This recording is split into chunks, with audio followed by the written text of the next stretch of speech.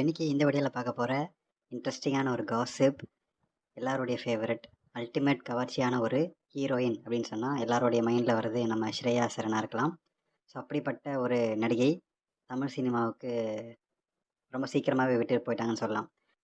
So இவங்க 2018 கல்யாணம் பண்ணுறாங்க. அதாவது 36 37 வயசில் கல்யாணம் பண்ணிவிட்டு சினிமா விட்டு ஒதுங்கிடுவாங்க அப்படின்னு பார்த்தா ஆல்மோஸ்ட் ஒதுங்கிட்டாங்கன்னு தான் சொல்லலாம்.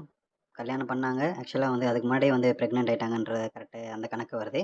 கல்யாணம் ஆன ஒரு வருஷத்துல கரெக்டாக குழந்தை பிறக்குது. அது வரைக்கும் அவங்க ஒதுங்கி இருக்கிறாங்க 2 வருஷம். மறுபடியும் கம்பேக் கொடுக்குறாங்க. கவர்ச்சியில் பின்னுறாங்க. தமிழில் வந்து பெருசாக கல்யாணமாகி குழந்தை பிறந்த நடிகைகளுக்கு ஹீரோயின் சான்ஸ் கிடைக்காது. ஆனால் பாலிவுட்டில் கிடைக்கும். பாலிவுட்டில் கவர்ச்சிக்காகவே வந்து கதவை திறந்து வச்சுருப்பாங்கல்ல. ஸோ அதில் ஸ்ரேயா நோ எக்ஸ்கியூஸ், கவர்ச்சியா என்ன படுக்கறை காட்சிக்குள்ளே பூந்து விளையாடலாம் வாங்க அப்படின்னு சொல்லிட்டாங்க. அதனால் பாலிவுட்டில் அவங்களுக்கு நிறைய வாய்ப்புகள் கிடைச்சிது. ஆனால் ஓரளவுக்கு இப்போது கைவசம் எந்த படங்களும் இல்லாத அளவுக்கு தான் அவங்களோட வாய்ப்புகள். லைனாக வந்துச்சு 4, 5 படம். அதுக்கப்புறம் அப்படியே ஊற்றி மூடிட்டாங்க. பெருசாக அந்த கவர்ச்சி வந்து எடுபடலை. ஆனால் அவங்களோட ப்ரைம் டைமில் எப்படிப்பட்ட ஒரு நடிகை இல்லையா?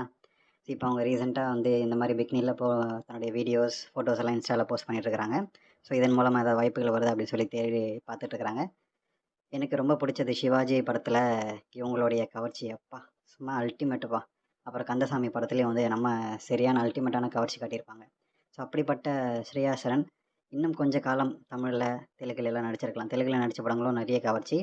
தமிழில் சிவாஜி படம்லாம் அந்த டூயட் சாங் அப்படி என்ன மாதிரி ஒரு ட்ரான்ஸ்ஃபர்மேஷன்னா ஹோம்லியாக காட்டுவாங்க. படம் ஃபுல்லாக ஹோம்லியாக வரும். பாவாடை தாவணி அப்படியே அந்த ஹோம்லி முடித்து அப்படியே அந்த பாட்டில் வெறித்தனமான கவர்ச்சி. வெறி குத்துற அளவுக்கு வெறித்தனமான ஒரு கவர்ச்சி. ஸோ அதனாலேயே வந்து அந்த கவர்ச்சி அதிகமாக பேசப்பட்டுச்சு. ஸோ இப்போ ஆக்சுவல் மேட்டர் என்னென்னா, நம்ம ஸ்ரேயா சரண் அண்ட் அவங்களுடைய ஹஸ்பண்ட் 2 பேரும் சேர்ந்து ஒரு வீடியோ போடுறாங்க. அந்த வீடியோவில் அந்த கமெண்ட்ஸ்லாம் படிக்கிறாங்க. லைவ் வீடியோ போடும்போது கமெண்ட்ஸ் படிக்கிறாங்க. ஸோ அந்த கமெண்ட்ஸ் எல்லாம் படிச்சுட்டு இருக்கும்போது ஒருத்தன் வந்து உங்களுடைய லிப்ஸ் நல்லாயிருக்கு, உங்களுடைய அது நல்லாயிருக்கு, பின்னாடி சூப்பராக இருக்கும், பப்பாளி சூப்பராக இருக்கும் சொல்லி ஒருத்தனை ஒரு கமெண்ட்ஸாக போட்டுட்டு வரான். அதில் இன்னொருத்தன் வந்து உங்களுடைய மாங்காய்லாம் செம்ம சூப்பராக இருக்கும், அதை இன்னும் அதிகமாக காட்டுங்க, இந்த மாதிரி எல்லாம் மூடிட்டு வந்து வீடியோ போடாதீங்க, ட்ரெஸ்ஸை மூடிட்டு வீடியோ போடாதீங்க, ஓப்பனாக காட்டுங்க. ஸோ அப்படின்ற ஒரு கமெண்ட் வரும். பல நடிகைகள் என்ன பண்ணுவாங்க, அந்த மாதிரி கமெண்ட் வரதை அப்படியே வந்து படிக்காமல் ஸ்கிப் பண்ணிட்டு வேறு கமெண்ட் போவாங்க. ஆனால் நம்ம ஸ்ரேயா சரண் ரொம்ப ஓப்பன் டைப் அப்படின்றத அப்படியே காட்டியிருப்பாங்க. இன்னொருத்தன் வந்து இங்கே பாருங்கள், ஒருத்தன் வந்து கமெண்ட் பண்ணியிருக்கான், என்னுடைய மாங்காய் நல்லாயிருக்கும், மாங்கனிகள் நல்லாயிருக்கும், சூப்பராக இருக்கும் அப்படின்னு சொல்லி கமெண்ட் பண்ணியிருக்கான். எதுவும் நேரில் பார்த்த மாதிரி பேசுகிறான் பாருங்கள் அப்படின்னு சொல்லி அவன் புருஷனை கூப்பிட்டு கேட்பாங்க. ஆமாம், அதுக்கும் அவனோட ஹஸ்பண்ட் வந்து ஆமாம்மா செம்ம சூப்பராக இருக்கும், அதுக்கு நானே சாட்சிப்பா அப்படின்றான். அது நீங்களே கேளுங்க. Someone says boobs super, like where did you find see my boobs? Idiots. Anyways. Yeah, I agree with you guys.